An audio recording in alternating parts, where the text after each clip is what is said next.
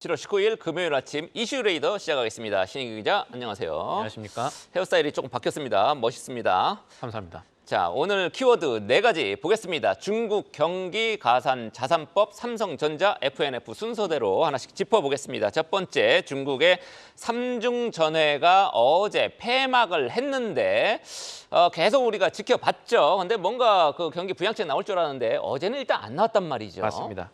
이게 사실 중국의 경제 방향을 결정짓는 삼중전회가 15일부터 이제 어제까지 진행이 됐었는데 경기 부양의 구체적 내용이 안 나와서 중국 증시도 그렇고 국내 투자자들의 실망감도 사실은 좀 있었습니다. 상하이 증시는 조금 뛰긴 했습니다만 뭐 계속 지지부진한 그 상태입니다. 맞습니다. 15일부터 18일 전체 흐름을 보면 사실 좋았다라고 말하기는 좀 어렵고 그래서 오늘 변곡점이 나올지를 좀 살펴봐야겠습니다.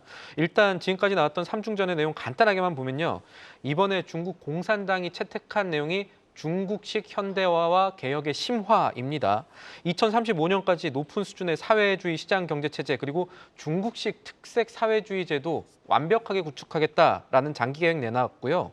경제 성장 관련해서는 올해 목표 경제 성장률 5% 달성하겠다고 그랬는데 문제는 하필이면 이거 발표가 진행 중인 삼중전의 이 중간에 2분기 경제 성장률이 중국이 나왔는데 시장 예상을 밑돈 4.7%로 나오면서 여러 가지 나왔던 이야기들이 좀 힘이 빠진 면도 있고 부동산 리스크 관리에 중점 두고 내수 확대 적극적으로 추진하겠다까지는 했습니다. 대외 개방을 통해서도 적극적으로 우리는 확대하고 외국인 투자 시스템을 개선하겠다고 했으니 외국인 투자 유치가 조금 더 될지 그래서 그럼 외국으로 보는 미국이 안 도와주는데. 그거는 맞습니다만 어쨌든 자기 시스템 통해서 외국적으로 동북아 자금 좀 유치하겠다라는 얘기들 한 것이고요. 외국인 입장에서는 중국 증시와 한국 증시 유사하게 보는 시각이 아직도 있습니다. 그래서 중국이 경기 부양책을 좀 내놓으면 우리 증시에도 나쁘지 않은 건데 관련해서 오늘 오전에 중국 삼중전의 기자회견이 있습니다. 여기서 중요한 부분이 이번 회견에서 내수 확대 아니면 경기 부양책에 대해서 구체적인 아니냐 아니면 어떻게 하겠다는 방향성이 나와줄지가 가장 중요합니다. 이런 추가 부양책에 대한 얘기가 나와준다면 오늘장 우리 증시도 긍정적인 영향을 장 초에 받을 가능성이 있겠습니다. 네, 오늘 삼중전에 관련해서 중국에서 기자회견 하는데 여기서 이제 뭔가 나올 가능성 이거를 좀 지켜보자. 어제는 안 나왔지만 그 얘기고요. 자, 두 번째는 가상자산 이용자 보호법이 우리나라에서 오늘부터 시행에 들어갑니다. 비트코인 그동안 뭐 트럼프 비교 사태 이후에 급등했었습니다만 뭐 오늘은 24시간 전에 비해서 조금 약세 직전에 보니까 뭐 64,000달러 정도 네. 이렇게 한국 시장에서는 9천만 원 왔다 갔다 하더라고요. 비트코인 기준으로. 어찌 됐든 요 가상자산 이용자 보호법 이게 뭡니까? 일단 주요 골자부터 간단하게 살펴보면요. 크게 세 가지의 방점을 맞췄습니다. 불공정 거래를 차단하고요. 금융 강독의 권한을 강화하고 이용자 자산을 그래서 보호하겠다는 겁니다. 이것을 통해서 가상자산을 이 법테두리 안에 두고 관리한다는 건데 불공정 거래 처벌 보면 일단 수위가 굉장히 높아집니다. 시세 조정이나 불공정 거래했을 때 부당이득이 50억 원 이상이면요. 무기징역까지 가능합니다. 아, 이거 세게 처벌해야 됩니다. 네. 이 법 이후에 만약에 테라 사태, 사흘 만에 이 루나코인 시총이 60조까지 증발했던 이런 사태가 다시 일어나서 만약에 유죄가 인정된다면 권도영 씨는 국내에서도 무기징역 받을 수 있는 거죠. 그리고 기존에도 한국 오려고 안 하겠네요, 이제는. 만약에. 그때는 했었었는데 지금은 아닐 겁니다. 어쨌든 이 기존에도 가상자산의 불공정 거래에 대해서는 사기나 배임, 업무방해 같은 혐의를 적용해서 처벌 자체가 불가능하진 않았는데 다만 이제 통상으로 적용되는 사기 혐의는 고의성 입증이 굉장히 까다로웠거든요. 실질적 처벌로 이어지는 한계가 좀 있었는데 이어지지 않았던 그런 것들이 있었는데 가상자산 이용자 보호법에 근거해서 이 처벌 가능성과 처벌의 수위를 높이겠다는 겁니다. 일단 이용자로서는 이번 법이 시행되면 당장은 좋은 것이 그동안에 이 거래소에 코인 살려고 예치금을 맡기면 뭐 은행 이자 같은 거 주지는 않았었는데 이제부터는 이 법 시행 이후로 이자를 받을 수가 있습니다. 예치금에 대해서 이자를 받을 수가 있고 또 그동안 거래소가 간간히 해왔던 나쁜 일이었죠. 입출금 차단 이런 것들이 원천적으로 법적 차단이 됩니다. 그래서 이용자 입장에서는 거래 편의성과 같은 것들이 높아지는 긍정적 효과는 있을 겁니다. 네, 주식 예탁금도 뭐 꽤 높은 수준의 금리를 받아왔는데 요게 가상자산 같은 경우에는 하나도 안 줬다라는 게 오히려 더 놀랍네요. 네. 어찌됐든 이 가상자산 이용자 보호법 시행되면 우리 암호화폐 시장에는 좀 긍정적인 영향을 끼칠까요? 어떻습니까? 일단은 이 법이 당시에는 거래소라든가 이런 쪽으로 해야 될 것들을 많이 만들어줬기 때문에 이 시행 전에 미리 예고가 되면서 흐름들을 미리 되짚어 봐야겠죠. 그때 별로 안 좋았었습니다. 당장 그래서 오늘 당장 우리기술투자나 비덴트 같은 코인 관련주에도 아주 긍정적이는 않을 거고 또 아까 말씀드렸던 대로 시행 전 예고가 된 부분이었기 때문에 오늘 단기적인 흐름을 본다기보다는 장기적인 흐름을 좀 봐야겠습니다. 특히 우리나라 거래소 실적 관련해서 거래소들이 해야 될 것, 예치금이라든가 여러 가지 준비할 것들이 많아지고 있기 때문에 실적 자체는 악재가 될 것이라는 이야기들이 많고요. 규제가 강화되면서 소위 말하는 잡코인, 알트코인이라든가 재무 구조가 흔들리는 소형 거래소는 충격이 불가피할 것이고요. 관련한 뉴스들이 파산 뉴스 같은 것들 나오거나 상장 폐지 뉴스 나올 가능성들 때문에 시장이 좀 움직일 가능성도 단기적으로 있겠습니다만 그래도 네. 예. 네, 그렇군요. 지금 속보가 나와가지고 잠깐 전해드리겠습니다. 낸시 펠로시 바이든 대선 출마 포기 결심 근접 중 이렇게 나왔죠. 주말 정도에 바이든이 결과적으로 미국 대선 후보에서 내가 사퇴하겠다 이렇게 나올 가능성이 있다고 좀 전에도 말씀을 드렸었는데 지금 낸시 펠로시까지도 조금 압박을 하거나 뭔가 들은 얘기가 있겠죠. 바이든이 결과적으로 포기를 하면 새로운 대선 주자가 이제 부통령이라든지 등장을 할 것 같습니다. 네, 자. 어제 이 코로나19 이야기부터 해가지고 지금 어떤 이야기들이 한 방향으로 가고 있구나 정도를 투자자분들께서 생각하시면 될 것 같고요. 이 코인 얘기 계속 드리면은 일단은 아까 말씀드렸던 대로 이제 알트코인과 같은 소형 코인들의 상장 폐지라든가 아니면 소형 거래소 파산 같은 얘기들이 나올 수 있기 때문에 시장에선 조금 불확실성이 커질 수 있겠지만 그래도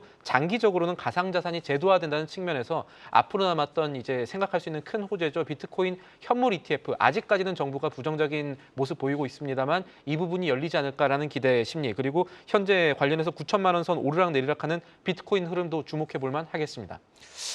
알겠습니다. 결과적으로 이제 미국의 대선 트럼프와 맞붙을 미국의 민주당 쪽의 대선 주자가 이제 새로 결정이 되면 그 암호화폐 시장에는 긍정적일지 부정적일지 모르겠네요. 트럼프의 입장을 좀 강화하는 그러니까 후보가 트럼프보다 못하다라는 이야기들이 더 확실해지게 되면 오히려 그동안의 흐름 보면은 친코인파로 전환한 트럼프에 따라서 비트코인 좀 더 오를 가능성 염두에 두셔야겠습니다. 네, 트럼프는 이제 확실하게 친암호화폐 쪽으로 전환을 했습니다. 자, 세 번째 이슈는 삼성전자입니다. 지금 삼성전자 노조가 총파업을 계속 네. 하고 있는데 변곡점이 하나 생겼다고 합니다. 뭡니까? 이게 어제 오늘부터 계속 나왔던 얘기가 될 수 있는데 삼성전자가 노조의 조건 없는 대화를 한번 해보자 이렇게 손을 내밀었습니다. 그래서 노조도 일단 이거를 받았습니다.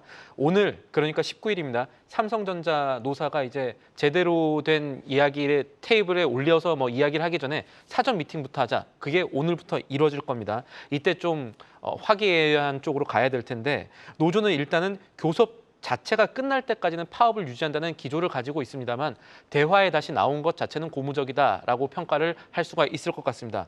관련해서 삼성전자 노동조합 그러니까 지금 삼성전자 전체 임직원의 27%를 차지하고 있고 이번에 전면 파업에 나선 전삼노의 최종 요구안 다시 한번 보면요.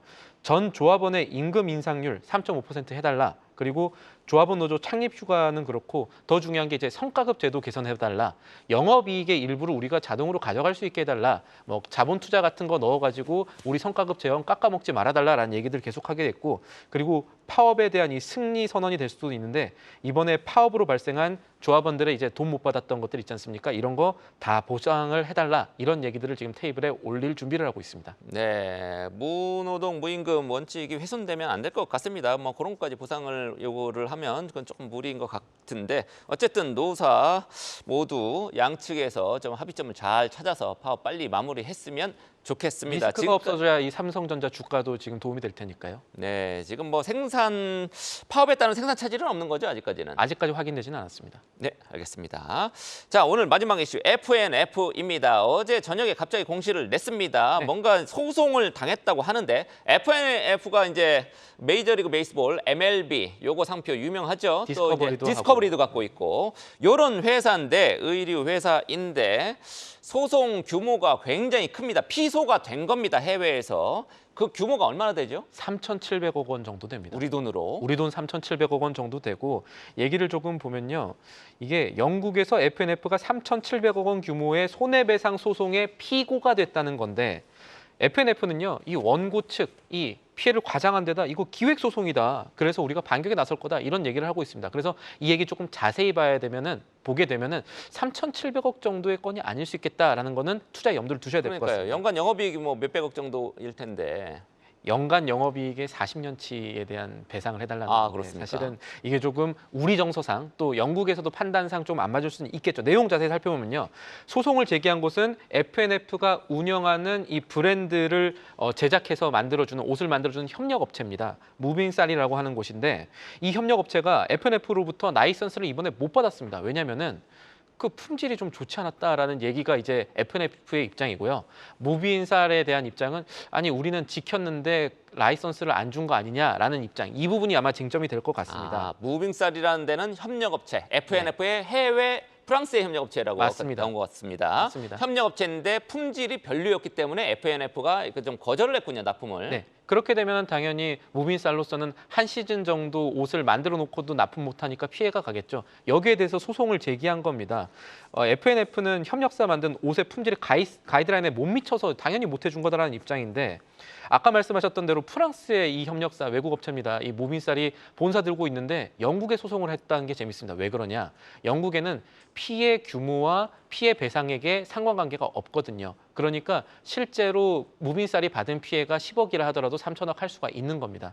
얘기만 잘하면 예, 그렇습니다. 똘똘한 변호사를 썼군요. 그런 경우인데 그러니까 이 사건이 실제보다 과장되어 있다는 것이 FNF의 입장이고 FNF는 이 건에 대해서 오히려 우리가 FNF 브랜드 타격 입었다. 브랜드 이미지에 타격을 입었기 때문에 우리는 반소를 제기할 것이다. 이런 것들을 검토하겠다라는 얘기를 했습니다. 이와 관련해서 오늘장 FNF와 FNF 홀딩스 흐름 주목해 볼 만하고요. 또 하나 짚어야 될 게 어제 FNF와 FNF 홀딩스의 주가입니다. 분명히 아까 앵커께서 짚어주신 대로 이 공시는 장 마감 이후에 나왔습니다. 그런데 어제 장 마감 공시 나오기 전부터 이 주가가 흘러내렸거든요. 이거 회사 내부 통제가 혹시 잘 되고 있는 것인가 그렇지 않은 것인가 한번 따져볼 만한 부분이 있을 겁니다. 아니면 누군가 대단한 선견지명을 갖고 막 사고팔고 할 수도 있고요. 굉장한 통찰력일 수는 있겠습니다만요. 예. 네, 거래소하고 금감원이 한번 들여다보시면 좋겠습니다. 지금까지 신인규 기자와 함께한 이슈 레이더였습니다. 계속해서 다양한 경제 이슈를 알고 싶다면 구독과 좋아요, 알림 설정 부탁드립니다. AI 캐스터 권미정이었습니다.